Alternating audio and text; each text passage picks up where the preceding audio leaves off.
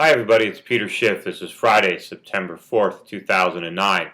Well, today we got the much anticipated jobs numbers, and even though the unemployment number moved up to 9.7%, which was worse than they had expected, Wall Street found good news in the number because they had been expecting 225,000 jobs to be eliminated last month, and instead only 216,000 jobs were eliminated. This was seen as good news.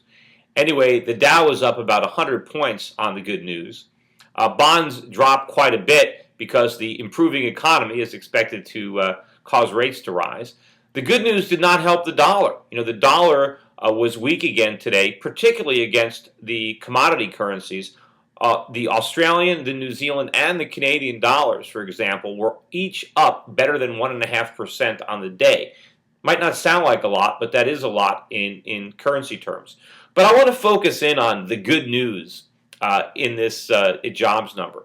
The fact that we lost 9,000 fewer jobs last month doesn't seem like a reason to celebrate. We lost better than 200,000 jobs. Jobs aren't being created. They're being destroyed. And in fact, I just read an article the other day that said for the first time in history, more women are in the labor force than men because of all the jobs that are being destroyed that were mainly occupied by men. And a lot of the jobs that we're creating are service sector jobs, lower paying jobs, jobs in education or healthcare or government where women are working. But I think also if you look at these numbers, look at the unemployment rate of 9.7%. The government likes to say, yes, unemployment is high, but it's nowhere near as high as the 25% that we hit in the Great Depression. Unemployment would have to triple to be as bad as it was during the Great Depression. Well, that's not actually the case.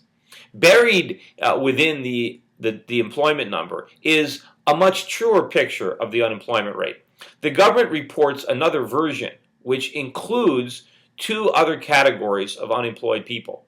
People who want jobs, but are so discouraged that they've given up looking, and people who are still looking for jobs. They're in the labor force. They're looking for jobs every day, but they took part-time jobs in order to help, pay the bills.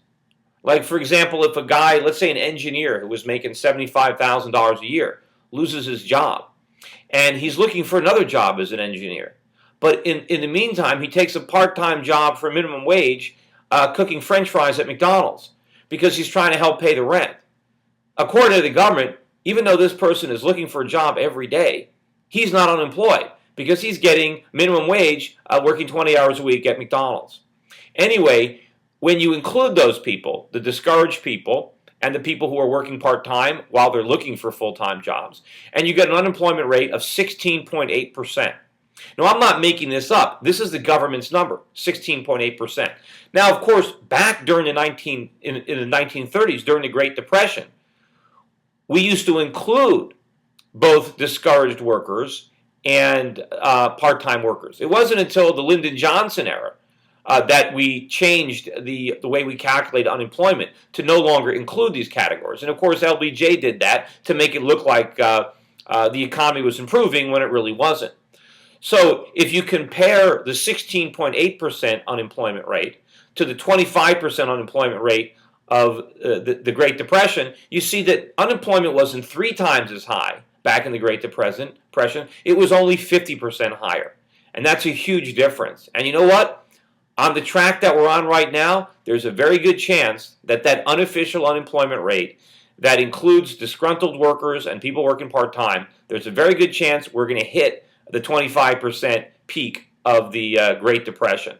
Because the big problem with this recovery, the recovery that's not real, this jobless recovery, is that it's never going to create jobs. We're not going to create real jobs in this country until we allow the markets to repair the structural damage to our economy. If we keep trying to reflate the bubble, if we keep trying to get Americans to borrow money to buy imported products, we're not going to create any meaningful jobs in the United States. And if we keep creating jobs through government spending, if we keep creating jobs by taking money out of the private sector and redirecting it to the public sector, we're going to destroy jobs. And the jobs that we have are going to be a lot less productive than the jobs that we lose. And the jobs that the government create are going to pay less than the jobs that they're going to destroy in the private sector.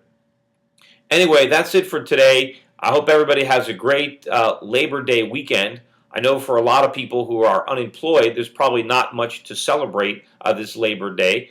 And unfortunately, as I said, a lot more Americans are going to be unemployed in the months and years ahead as a direct result of what the U.S. government is doing to prolong and exacerbate what will ultimately be another Great Depression. Anyway, on that happy note, have a great holiday weekend, everybody.